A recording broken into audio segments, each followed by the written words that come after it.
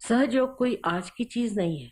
हजारों वर्षों से सहज, सह माने आपके साथ और ज माने जन्मा हुआ, ये योग का साधन आपके साथ जन्मा हुआ है।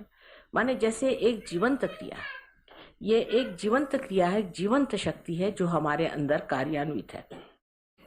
अब हमें कहा जाता है कि हम अमीबा से इंसान बन गए। तो कैसे बने, किस तरह से बने, किसने बनाया? हमें तो कुछ पता नहीं किस तरह से बन गए। सहज बने। जो एक आप बीज जमीन के अंदर लगा देते हैं, उसमें जो अंकुर आता है वो सहज है। उसमें आप कुछ कर नहीं सकते, वो सहज है, क्योंकि एक जीवंत क्रिया है। जितनी भी जीवंत क्रिया है वो सहज है। हमारा श्वासोच्छ्वास लेना भी एक सहज क्रिया है। अगर हमें श्वासोच्छ्वास लेने के लिए किताबें पढ़नी पड़े और या तो किसी से सीखना पड़े तो न जाने कितने लोग जी सकेंगे। इसी प्रकार कुंडलिनी की भी जो शक्ति है वो भी सहज में ही जागृत होती है। ये शक्ति अंदर हमारे अंदर निहित है, हमारे त्रिकोणाकार अस्थि में, और उसे हम मूलाधार कहते हैं। माने वो हमारे मूल जो कि कुंडलिनी है उसका आधार है।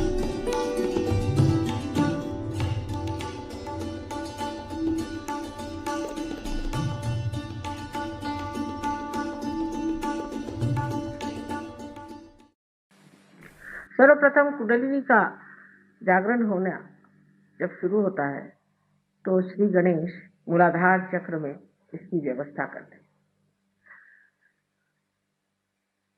जिस मनुष्य के अंदर श्री गणेश की शक्ति बलवत्तर है उसकी कुंडलिनी बहुत जल्दी ऊपर चढ़ती है और वहीं तितिक्षा में रहती है। जैसे कि छोटे बच्चे हैं जिनके दिमाग में और कोई बातें नहीं, जिनके हृदय में और कोई किलमिश नहीं है, जिनके बातचीत में कोई कठोरता नहीं है, ऐसे अबोध बच्चों को कुंडलिनी का जागरण बहुत लाभदायक होता है। और ऐसे लाभप्रद चीज को पाने के बाद ये बच्चे दुनिया के बहुत सी गंदी चीजों से अपने आप अछूते हो जाते। वो गलत रास्ते पे जा ही नहीं सकते।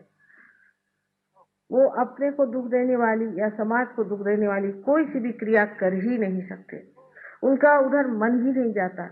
वो सबके प्रति अत्यंत विनम्र और आदर युक्त होते हैं।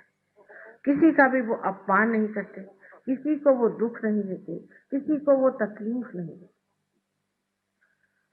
सारी चीजों के और उनकी दृष्टि अत्यंत शुद्ध और निर्मल होती है।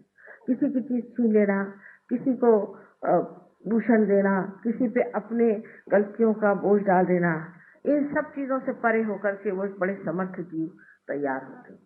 और वो समर्थता ऐसी है कि उसमें वो अगर कोई गलत चीज देखते हैं तब भी एकदम पूरी सीना तान करके जो बात कहनी पड़ती कह देते हैं। कि जहां भी अधर्म होता है वहां वो खड़े हो जाते हैं। ये तो गणेश तत्व में जब आप भी जागते हैं तो आप भी एक बालक जैसे हो जाते हैं। ईसा मसीह ने कहा था कि परमात्मा के साम्राज्य में आने के लिए आपको बालक जैसे होना है। अबोधता, सारी चालाकी, होशियारी, ये सब एक क्षण में ही विलीन हो जाती। तभी कुंडलिनी जागृत होती जब आपके अंदर गणेश जागृत होते हैं। और गणेश जागृत होकर के अपनी माँ की लज्जा रक्षा करते हैं और तब कुंडलिनी उनके आदेश से ही जागृत हो जाती है।